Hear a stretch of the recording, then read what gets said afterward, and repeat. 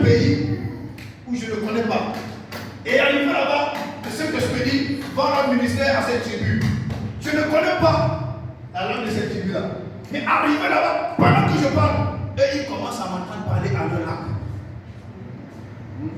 Alléluia. Pendant que je parle en français, eux, ils entendent quoi? Comment je suis en train de parler à leur langue. Là, en ce moment, le Saint-Esprit a manifesté par le don de diversité de langue. Alléluia. C'est ceux qui sont vraiment dans l'évangélisation ancrés qui expérimentent ce don-là. Alléluia. Maintenant, Théo, tu vas lire 1 Corinthiens 14, verset 14.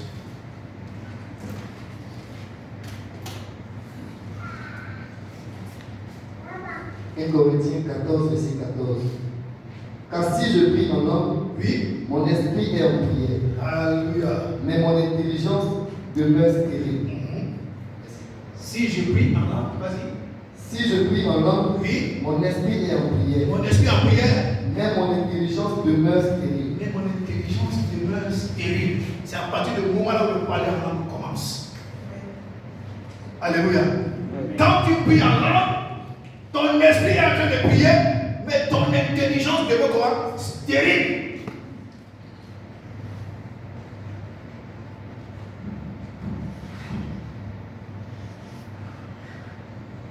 Le 1 Corinthiens 14, verset 2.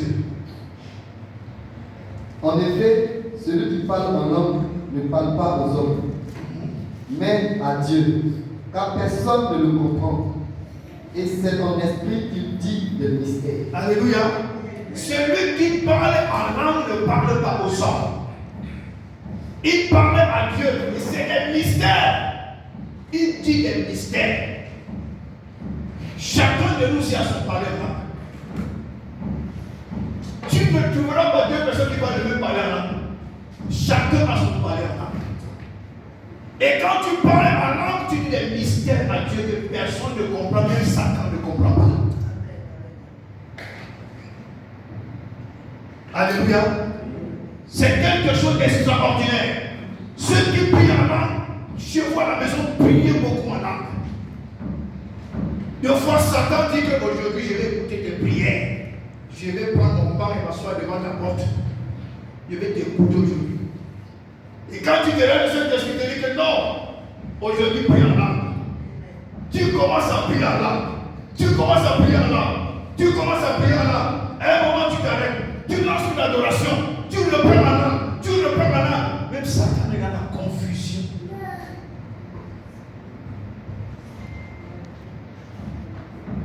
Alléluia. Une fois, je causais avec Berger Nathan. Parce que je causais avec Berger Nathan.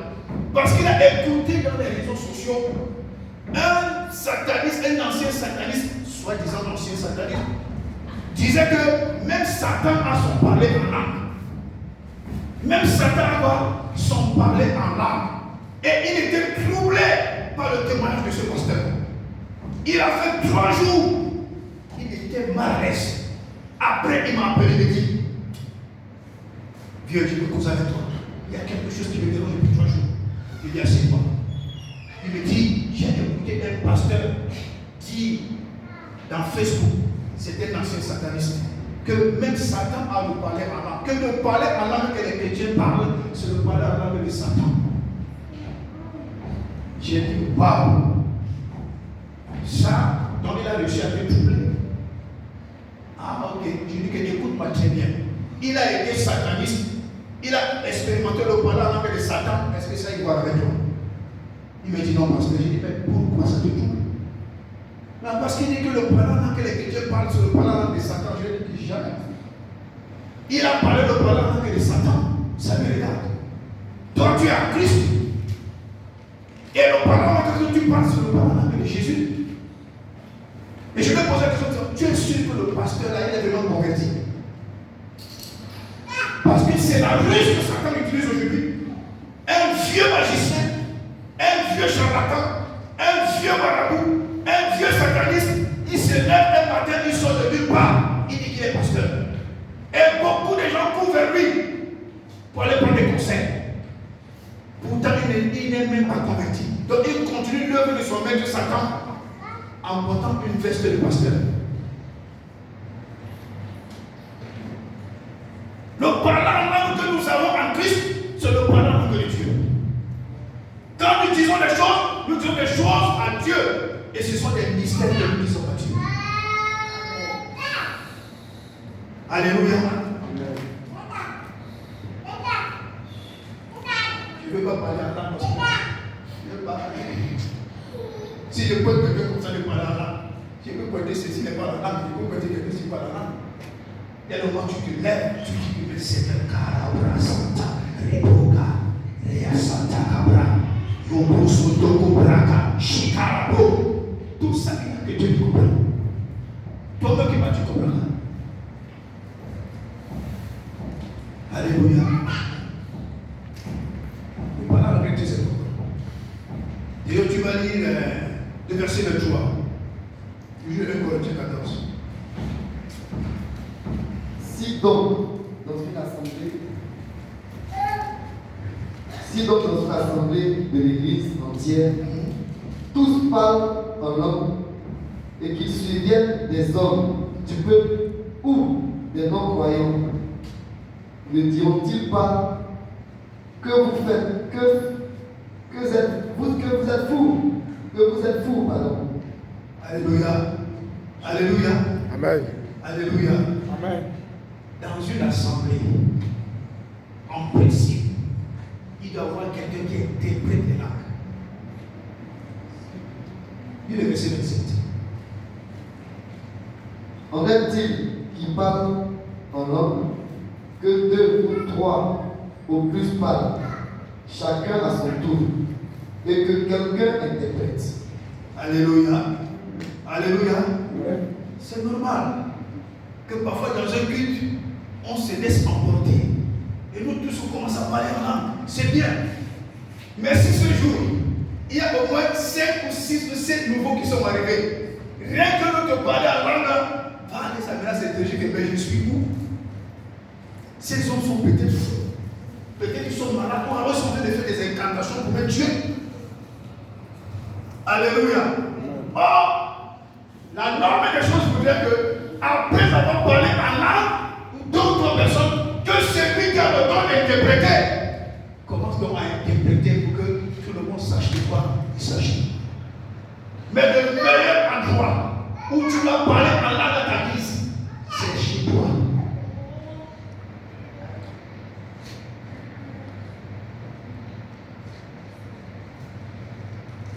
Quand tu parles en langue à l'église, tu peux t'emporter. Mais ça peut aussi être quoi? Un sujet de scandale. Pour un nouveau qui vient d'arriver.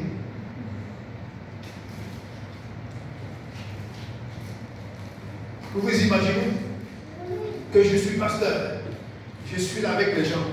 Il y a au moins 30 nouveaux qui nous rendent visite ce jour-là. Et le pasteur se tient ici. Braya Santa, Kabrayasa, Kekobra, Rebrosoto Kobraka. Les nouveaux vont dire que je suis où? Papa, moi je sors d'abord. Je sors d'abord, si tu es encore là. Il sort. Donc tu dis, papa, non, je ne reste pas. Sur 30 qui sont venus, il y a au moins 2 qui vont sortir. Les autres sont curieux, ils disent, ok, comme je vais voir comment je vais disparaître. Faites votre manger là-bas, je ne peux pas disparaître. Vous prenez le de qui? Alléluia. Mais parfois vous voyez tout un culte. Parce que j'ai vu ça dans le texte où j'ai été choqué. Non, ce ne sont pas des pasteurs, ce sont des aventuriers pasteurs. Je parle de cru.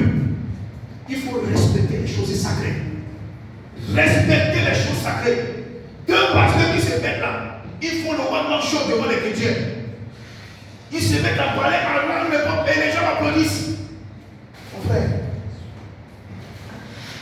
il faut respecter les lieux sacrés. Il faut respecter les choses sacrées. Même dans nos villages, quand tu pars à la chefferie, mon frère, tu entres dans la chefferie avec crainte et tremblement. Même quand on te donne un verre d'eau dans la chefferie, tu prends ce verre d'eau en tremblant.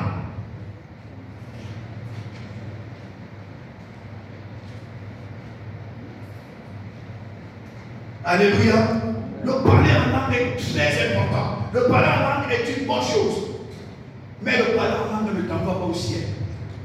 Il y a d'autres congrégations que je connais. Dans ces congrégations, si tu ne parles pas en langue, on dit que tu n'es pas chrétien. Voilà comment les pasteurs traumatisent les gens. Quelqu'un a donné sa vie à Jésus. Il croit en Jésus. Il sait Jésus. Mais tu dis que parce qu'il ne parle pas en langue, il n'est pas chrétien, il ne va pas aller au ciel.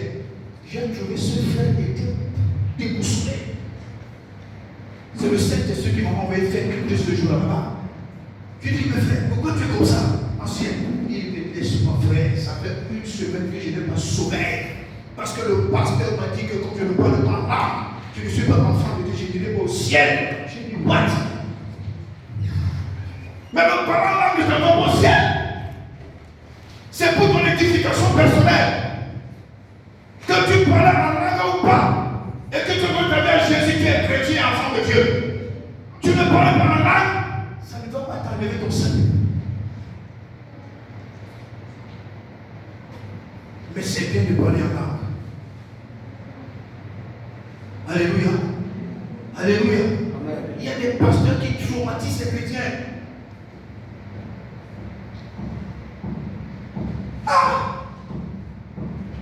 Quand tu le parles, et c'était un ancien d'église. Un ancien d'église. Donc quand je parle devant Cécile comme ça, j'ai dit Cécile, quand tu ne parles pas en langue là, tu vas dans l'enfer. Quand tu ne parles pas en langue là, tu ne seras pas sauvé. Quand tu ne parles pas en langue là, tu n'es pas chrétien.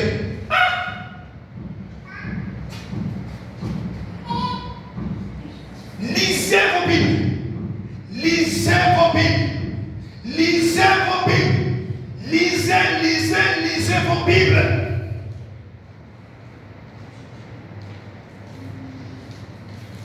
Un jour, je causais avec mon fils et son François. Il m'a posé une question sur un verset. Il dit, je ne comprends pas le verset biblique ici. Je lui ai dit, la meilleure façon de comprendre, il dit tout le chapitre. Alléluia. Parmi vous là, il y a des gens que Dieu va utiliser. Même s'il ne les utilise pas en Égypte, il va les utiliser ailleurs. Donc, prends l'œuvre de Dieu au sérieux. Alléluia. Il y a des gens parmi nous, si Dieu se rend compte que le niveau spirituel que tu as ne mérite pas que tu sois élevé à telle dimension, tu vas rester assis sur place là. Imagine-toi un peu, Dieu veut t'élever 4. Dieu veut t'élever superviseur. Dieu veut t'élever sous-directeur. Dieu veut t'élever directeur des ressources humaines. Dieu veut t'élever même dans le ministère. Et que ton niveau spirituel est bas. Dieu ne va pas prendre le risque de t'élever pour que tu meurs. Parce que dans l'élévation, tu vas trouver des Goliaths, tu vas trouver des géants, tu vas trouver des fils d'Adam, tu vas trouver des glorieux égyptiens. Et si tu n'es pas fermé dans la foi, les gars vont te dévorer.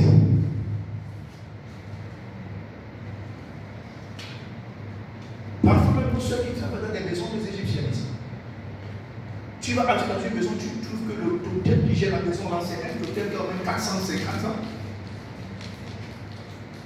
Plus tu travailles, plus l'hôtel te suce l'énergie. Donc tu dépenses l'énergie 2 fois. Tu travailles et spirituellement tu dépenses. Si tu n'es pas assis sur la parole, si tu n'as pas foi en Christ, si tu ne te plonges pas tous les jours dans le sang de Jésus et que tu arrives dans cette maison, tu plonges toute la maison dans le sang de Jésus, laisse-moi te dire mon frère, le travail là-bas finit par te tuer. Il y a des patrons qui exploitent 2 fois les employés. Ils t'exploitent le jour, ils t'exploitent la nuit. J'ai vécu ça. Je ne parle pas au hasard. Je travaillais avec un monsieur. Et ce monsieur, c'était un homme riche. Un grand respect pour moi. Mais une nuit, pendant que je dors, je rêve que même. Je suis en train d'ouvrir le portail dans une association des gens. J'ai dit, qu'est-ce que je fous ici? Je me suis posé moi-même la question, qu'est-ce que je fous ici? Et je suis en train d'ouvrir le portail ici. Mais qu'est-ce qui se passe dans ma vie? J'ai pris ça à la légère. La nuit qui suivait, j'ai fait le même rêve. Je suis en train de travailler sur la pluie. J'ouvre le portail. Les grands hommes d'affaires de ce pays-là viennent faire leur réunion. Je dis, ah, quand j'ai fait cela pour la 3e fois, j'ai dit, Christian, papa, comme ça, on est déjà en train de te vendre du petit. Je suis dit, ok, ça va. Quand je suis allé au travail, j'ai regardé la femme de mon patron comme ça, je l'ai regardé dans le visage. Elle a baissé la tête. Elle a dit que tu connais quelque chose. Je suis appris depuis 3 jours de jeûne. 3 jours. La personne qui veut m'utiliser le jour comme la nuit, j'ai livré la personne à la mort. 3 jours de jeûne. La personne qui veut m'utiliser le jour comme la nuit, c'est que j'ai mis la personne à la mort. 3 jours de jeûne. Quand j'ai fini, le lundi qui suivait, je suis allé au travail. La femme du patron, elle est venue. D'habitude, elle prend les escaliers, elle prend les escaliers. Dès qu'elle m'a vu, à la guérite, elle a vu le couloir. Elle est partie. Devant l'ascenseur, elle a appelé l'ascenseur. J'avais un collègue qui travaillait de l'autre côté, à la sortie de l'autre côté. Elle appelle l'ascenseur. Et devant l'ascenseur, il y avait un paillasson. Elle appelle l'ascenseur. L'ascenseur vient. Dès que l'ascenseur s'ouvre, elle veut rentrer. C'est comme si un ange l'avait porté. Waouh! Au sol. Mon collègue lui dit, hey, madame, c'est comme si quelqu'un l'avait porté 2 mètres, frappe au sol. J'ai dit que ce n'est que le début.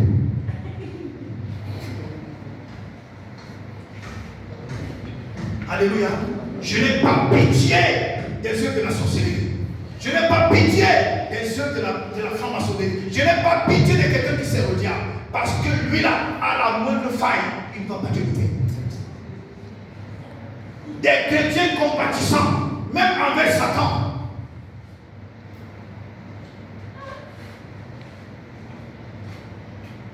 Elle avait eu sa dose. J'ai dit que ce n'est que le début. Quand la femme là venait finalement, elle passait pas derrière, elle ne passait plus devant la guérite. Elle passait derrière. Vous voulez vendre qui? Je suis quelqu'un qu'on vend. C'est malade.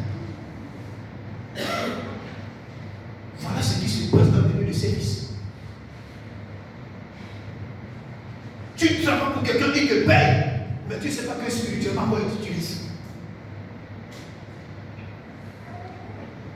Seigneur, comme je vais travailler là, je ne vais pas travailler physiquement. Le travail spirituel qui est attaché à ce travail, je ne suis pas partant.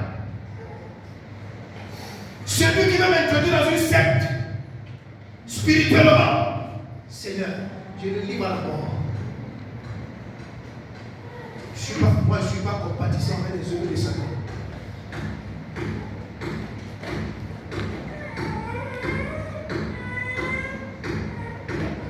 Alléluia. Le parler à l'âme est très, très, très nécessaire. Frères et sœurs. Très, très, très nécessaire. L'interprétation de l'âme, c'est très important. Alléluia. Et quand nous disons que je sors le don de prophétie, quand vous parlez de prophétie, il y a les 3 dons de puissance. 3 dons de puissance. Le don de miracle, le don de guérison et le don de foi. Le don de miracle, le don de guérison et le don de foi. Le don de miracle, c'est-à-dire que quand on t'apporte une situation, on t'amène une situation, quelle qu'en soit la forme de la situation, tu dis ici, tu es capable.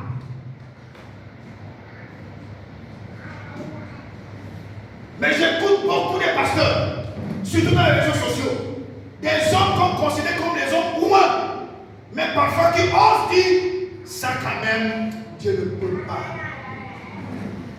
La même bouche qui dit que Dieu peut tout, la même bouche dit que ça quand même, Dieu ne peut pas.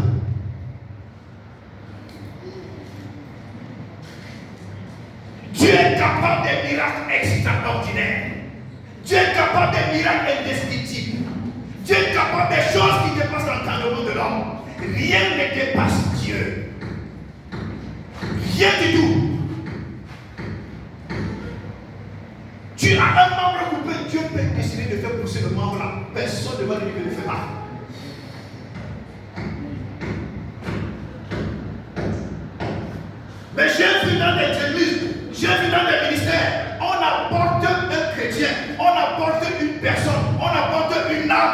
devant le pasteur regarde seulement la situation, le pasteur fuit. Et vous voyez, le pasteur fuit parce qu'il voit le cas, il voit la situation, il dit, mais ici, non. Le pasteur se met derrière d'abord les anciens. Allez prier.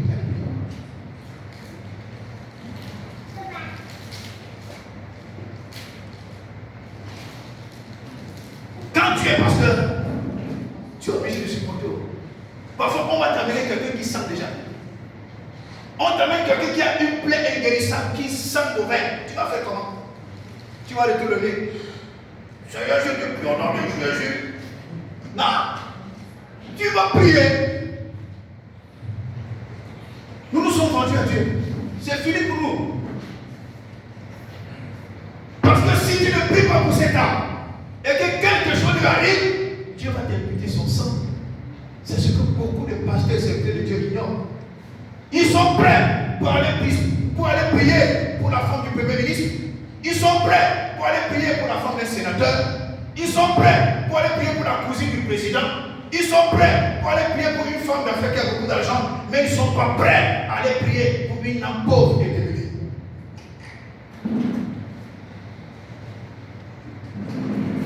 Un pasteur ne choisit pas.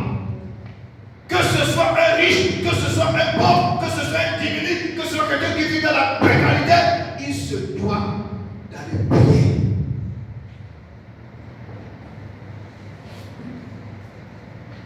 Je vous dis toujours que ce n'est pas tous ceux qui lisent cette Bible et qui prêchent qui sont vraiment des hommes de Dieu. Faites attention. C'est pourquoi nous ici, on se rassure de vous dire toute la vérité. On ne vous cache rien. On ne fait pas des aventures sur vous. On vous dit la vérité. Maintenant, c'est à vous de réfléchir.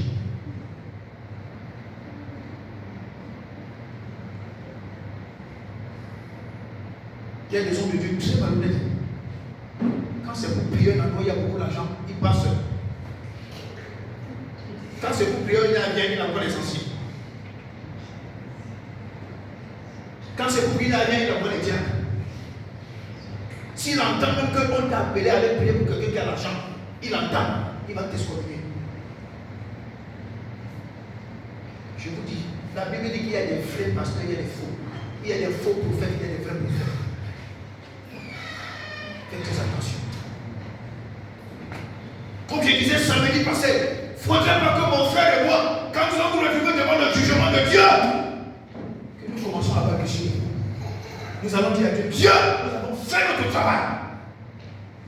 Nous avons dit la vérité à tes enfants. Oh, ben, si chacun maintenant fait sa tête là-bas, Dieu s'en ne regarde pas.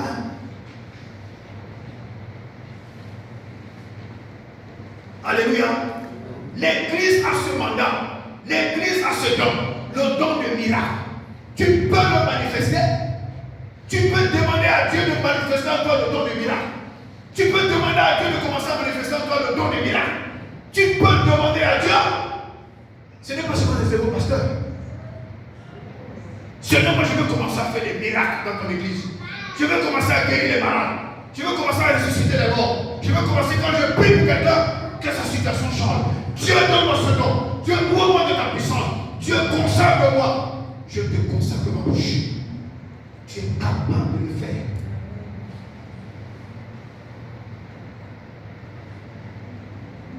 Alléluia. Parce que si tu ne le fais pas, et que dans la maison, à 1h, 3h du matin, l'enfant commence à suffoquer.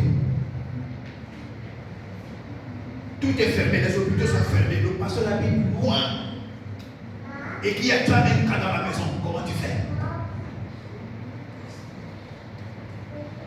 C'est pourquoi c'est très important de s'attacher à Christ, de s'attacher à Dieu, de lire la parole de Dieu, de commencer à demander à Dieu de Dieu remplir de sa puissance pour que tu sois utile pour son œuvre, utile dans sa maison, utile dans ta famille, utile dans ta maison.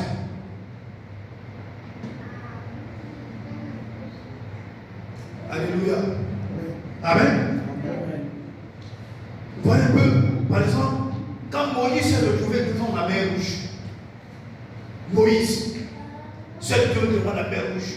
Derrière Israël, les Égyptiens venaient en courant sur les chevaux, avec une colère extrême pour exterminer Israël. Parce que Dieu avait confondu Pharaon.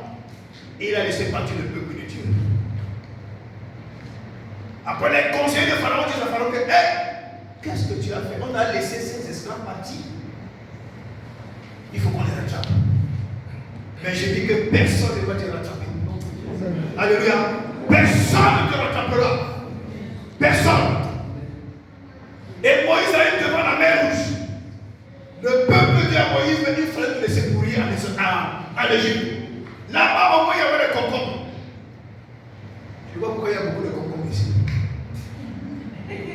Tu arrives au marché, il y a des concombres partout. En Égypte, il y avait des concombres. En Égypte, on mangeait de la viande. Moïse, qu'est-ce que tu nous as fait? Il fallait nous laisser continuer dans l'esclavage, Moïse. Que de venir mourir ici comme des chiens. Moïse devant la mer, Moïse va se poser la question, la personne va se passer comment? Et Dieu lui dit, Moïse, pourquoi j'entends ces cris? Donc c'est-à-dire que Dieu c'est quelqu'un qui ne s'en prie pas. Pendant que Moïse tremblait, Dieu dit à Moïse, Moïse, pourquoi j'entends ces cris? Tends ton bâton dans la mer. Alléluia. Moïse a seulement tendu le bâton. La mer. Et son peuple passe à pied sec. Quand tu sais Dieu, quand tu es fidèle à Dieu, quand tu es fidèle au programme de Dieu, quand tu respectes le lieu sacré de Dieu, quand tu te lèves pour Dieu, laisse-moi te dire, mon frère et ma soeur, quand Dieu a décidé que tu sois élevé, celui qui veut s'opposer sera écrasé. Quand Dieu t'a libéré, celui qui veut te poursuivre pour te ramener dans l'esclavage, Dieu va le pourvoyer. Dieu est capable d'ouvrir la mer. Quelle qu'en soit l'opposition qui se trouve devant de toi, aucun homme ne peut résister à Dieu. Aucune secte ne peut résister à Dieu. Aucun magicien ne peut résister à Dieu. Aucun marabout ne peut résister à Dieu. Tous ceux qui servent le diable ne peuvent pas résister à Dieu. Même Satan lui-même ne peut pas résister à Dieu. Fais confiance en Jésus. Attache-toi à Dieu. Aime Dieu, serve Dieu. Tu verras ce que Dieu va faire dans ta vie.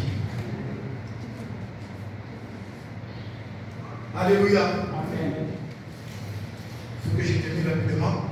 Parce qu'à partir du mois prochain, c'est le programme des femmes. Le don de guérison, par exemple. C'est parmi les dons du Saint-Esprit. Le don de guérison. Le don de guérison. Le don de guérison. Parfois, si les pasteurs sont fatigués. Alléluia. Parfois, les pasteurs sont fatigués. Un pasteur finit un programme, il peut même taper 2 jours sans prier. Il est fatigué. Le compte de guérison est très important aussi. Vous savez,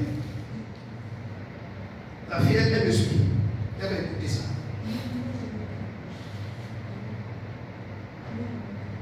À Yaoundé, dans la maison où j'habitais, il y avait une jeune fille là-bas. La jeune fille avait un fils. Et ce fils-là a fait des malaises. Et le mal était poussé.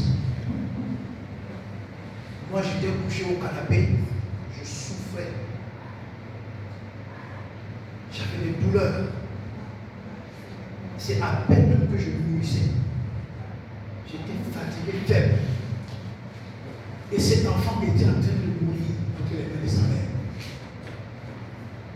Sa mère a dit ceci.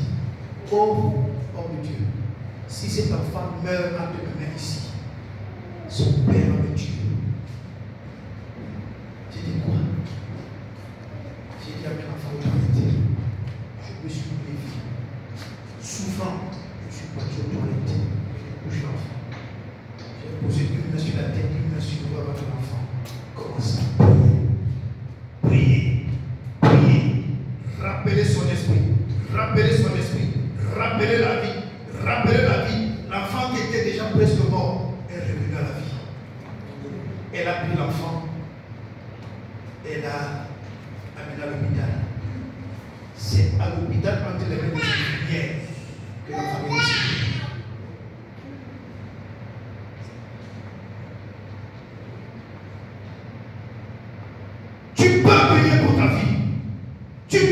pour ton époux. Tu peux prier pour ton épouse. Il y a un verset de la Bible qui m'a défié. Je crois que c'est dans Nombre 30, quelque chose comme ça. La Bible dit ceci. Quand un homme est marié à une femme, quelles qu'en soient les alliances que la femme avait tissées avant, l'homme a le pouvoir de briser toutes les alliances dans sa vie. Alléluia. Tu peux prier pour ta vie.